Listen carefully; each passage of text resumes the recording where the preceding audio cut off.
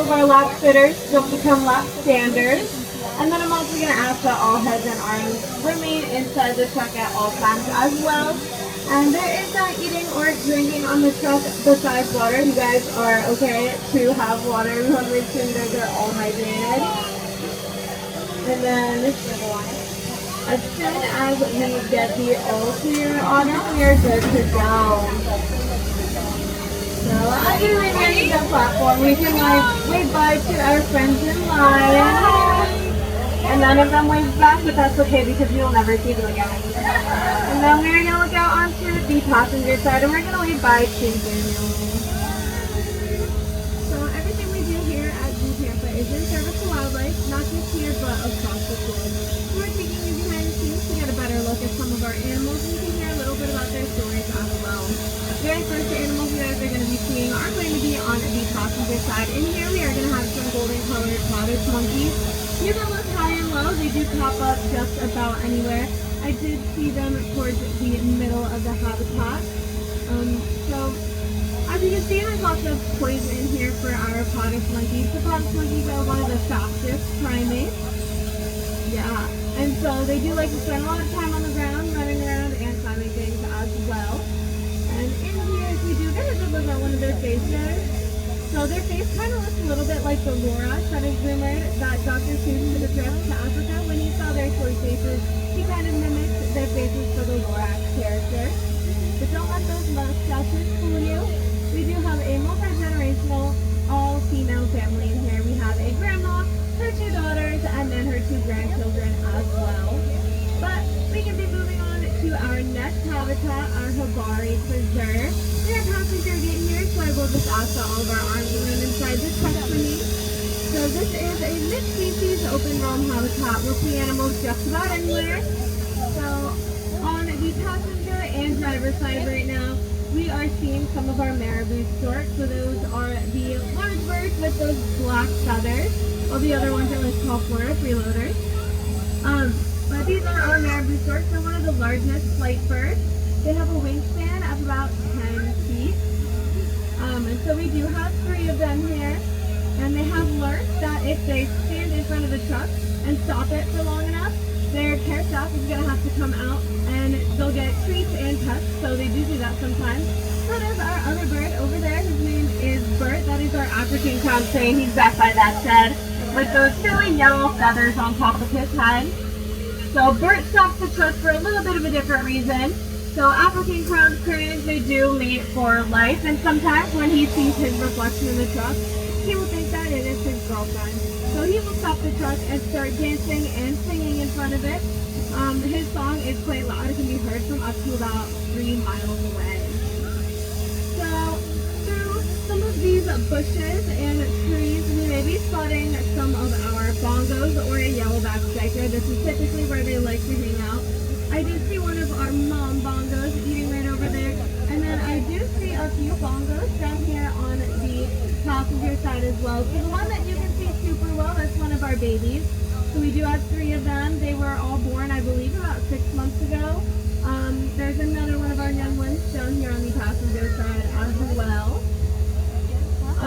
So we do have 7 bongos. We have the 3 young ones. They were all born about 2 weeks apart from each other. They all do share a dad. His name is Marvin. So all the babies, their names all start with an M as well. So we do have Meyer, Mac, and Millie. There is Lottie under there on the driver's side. It was a little hard to spot. So sometimes they are quite hard to spot. It's because of their orangish brown colored coat on them. And then those white stripes also help them blend in with their natural environment. And then we will be seeing one of our last species. This is going to be on our passenger side. So she's going to be all the way towards the side of the fence and towards the front as well. So in here we have our Shoebill stork. Her name is Odette. Odette is pretty special. There's only 5 Shoebill storks under care in North American facilities, and we do home 3 of those 5. So we have Odette in here, and then on the walking trail we do have our 2 other Shoebill storks. And not only do we home 3 of those 5 Shoebills, we are the only facility in North America to have hatched a Shoebill stork, which is pretty impressive. And you may have noticed how still she was standing. So shoebills are ambush predators. So they do wait for their food to come to them, and that is what Odette was doing. They can stand there for a few hours like a statue, and those shoebills can beat you in a staring contest any day. So that is why she was standing so still. Now, I know I did briefly mention toys as we are passing our potted monkey habitat, but we did have a few different toys in our Havard reserve for those animals as well. So this is what we call enrichment. Just like how you guys give your dogs and cats treats and toys, we do the very same thing here, just it looks a little differently for all of our animals. So we can have puzzle feeders for some of them, logs and tires, our elephants and rhinos typically enjoy. And then our penguins, they really enjoy playing with bubbles. So when the sun reflects off of bubbles, it is pretty similar to how the sun reflects off of fish scales. So when the penguins see the bubbles, they'll chase after them, which is pretty cute to watch. But instead of looking at these pictures on them, we can head forward and get a good look at our other animals. And then in the habitats, you can try to keep an eye out for any of those enrichment devices in there with them. So our next animal is going to be the okapi. So he is going to be right up against this fence on the driver's side. So okapis are typically known as the ghosts of the rainforest. That looks like he's on the move. This is a pretty good spot to stop on him. If some of you want to stand up to get a better look at him, you're welcome to do so. This one. The okapis are known as the ghosts of the rainforest. There was no okapi pictured in person until 2008. Does anyone have any guesses as to what kind of animal okapis are related to? Zebra, deer, giraffe, yeah. So Zach's party pants are quite deceiving. Okapis are the only living relative to a giraffe. So on top of his head, he's rubbing out, kind of marking his territory on that pole right there. Those are ossicones. They're like two little fuzzy horns. So this is something that male okapis have, and a trait that male and female giraffes both have. And then he also has a 16-inch long tongue, very similar to our giraffe. It is a prehensile tongue, so he can kind of use it like a finger. But once everyone's fully seated, we can head forward to look at some of our other animals. Perfect, Autumn, you're good to go. So those stripes on the bottom of Zach's legs that make him look pretty similar to a zebra. So they're there to help him blend in with his natural habitat. So okapis are found in rainforests. And ironically, Zach does not enjoy the heat or rain. So anytime it rains or gets super hot, he will be inside. And I haven't seen him for a few days, so it is pretty special that he's currently out right now. So hopefully we'll be able to see some of our more social animals. And here we are going to have our African-painted dogs. So I am going to see two of them, or three of them. They're going to be laying in right under these bushes in that tree that's in the middle of the habitat. We can move forward a little more. This is a good spot.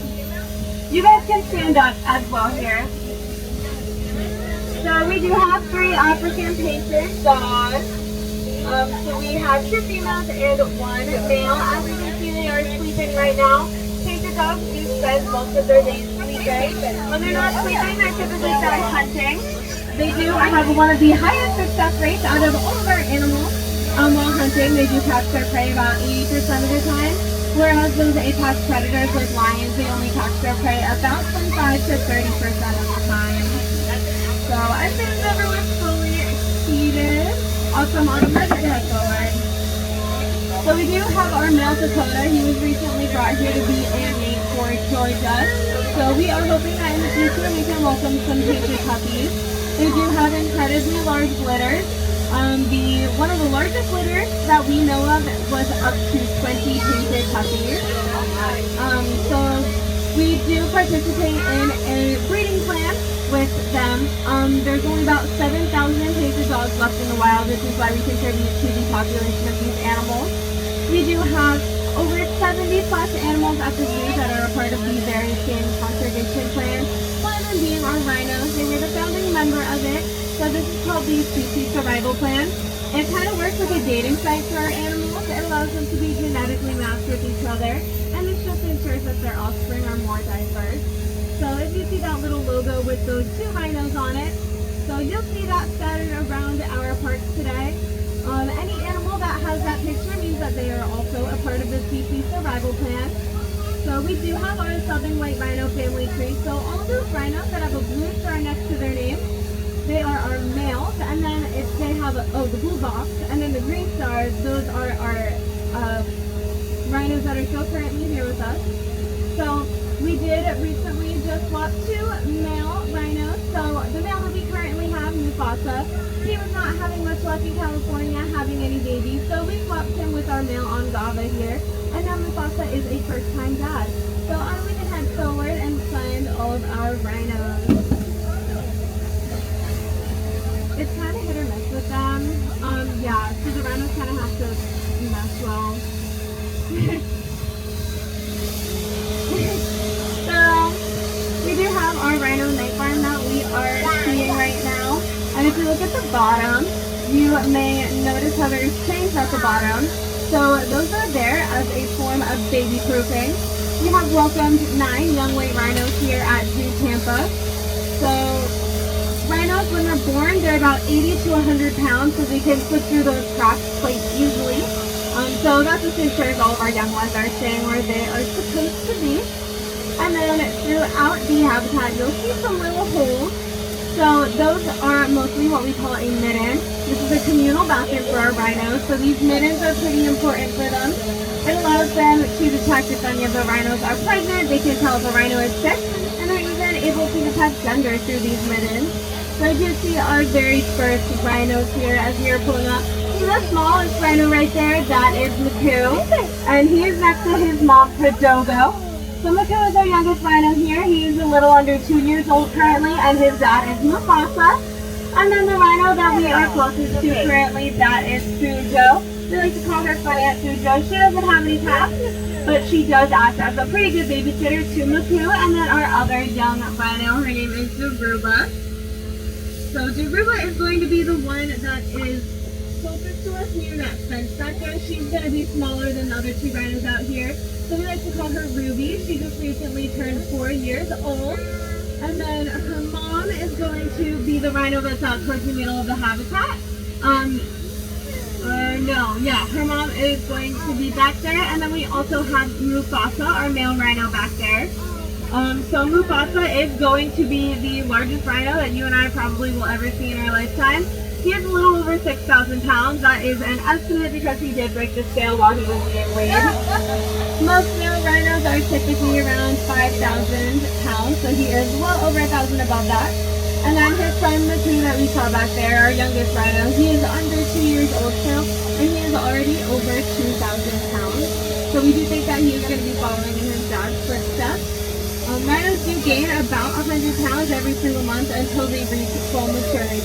So that is how our young ones like Maku and Ruby are as big as they already are. But we do have some bigger animals here at the zoo. So our next animals are the African bush elephants. And in some places, such as Namibia, they are considered to be pests. So those go into different communities and will take the water out of the people's wells. So we partner with the Elephant Human Relations Aid to help build walls around the wells for the people in the communities. And then in a completely separate location, we build reservoirs for not just for our elephants, but all of the other animals out there to ensure that there's no more conflict and everyone has their proper water sources. So Autumn, we can head forward and get a good look at our elephants.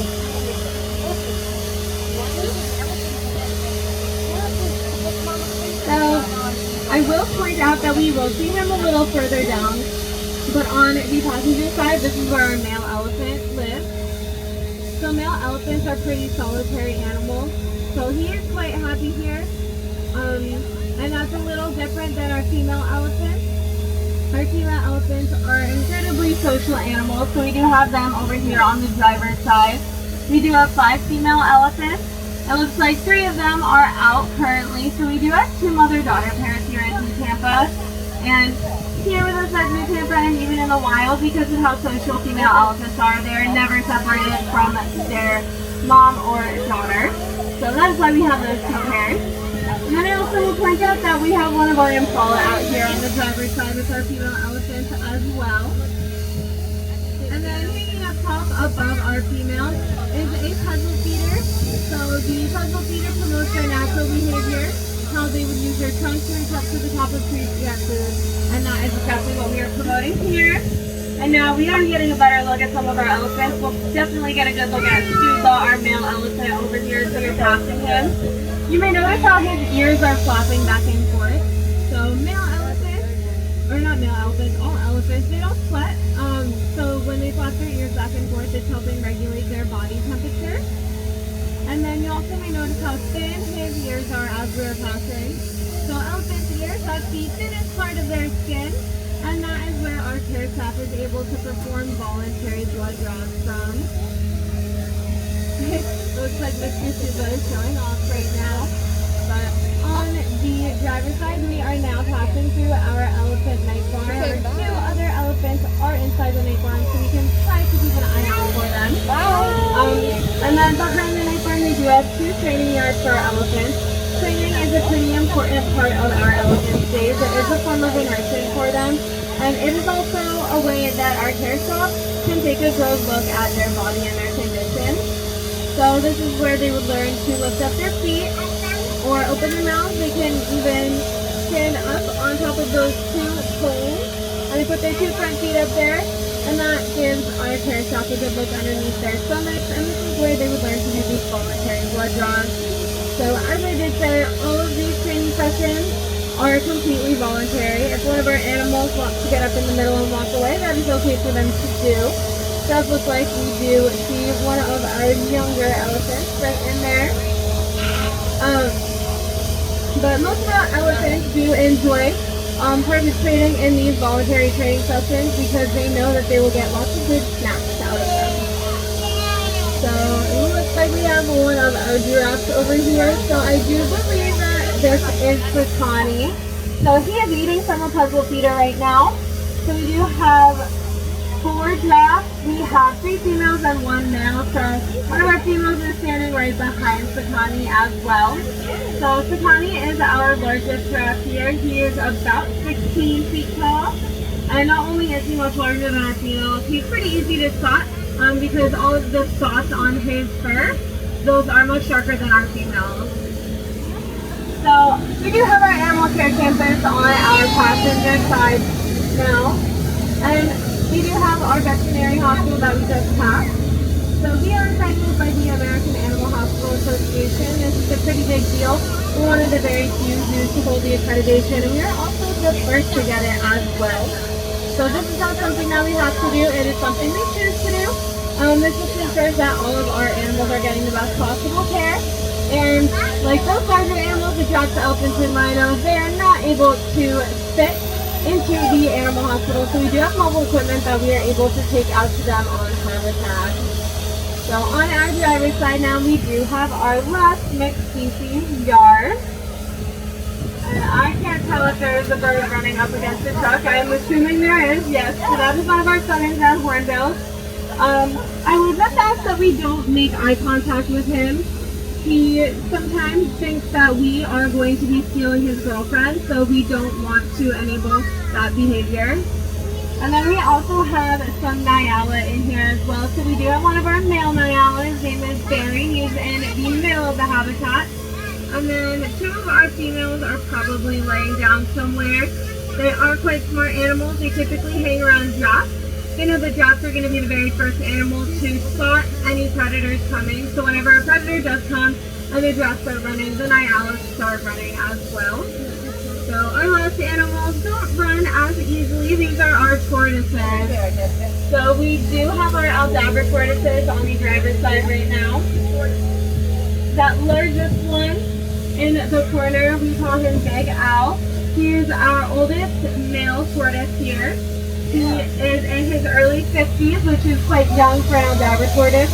Currently the oldest one on record that we know of is still alive, and he is 192 years old. So they have quite long lives.